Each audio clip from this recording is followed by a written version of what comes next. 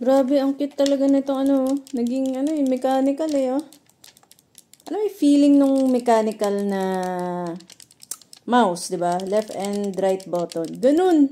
Ganun feeling nito. Tapos sobrang ganda nitong nalalak.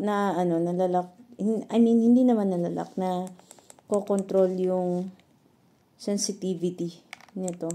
Hindi ko pa natatry kasi nag-unbox pa lang. Hindi ko pa natatry actually sa game. Pero, wow. Sobrang, okay for me. Grabe talaga to. Kakapanibago.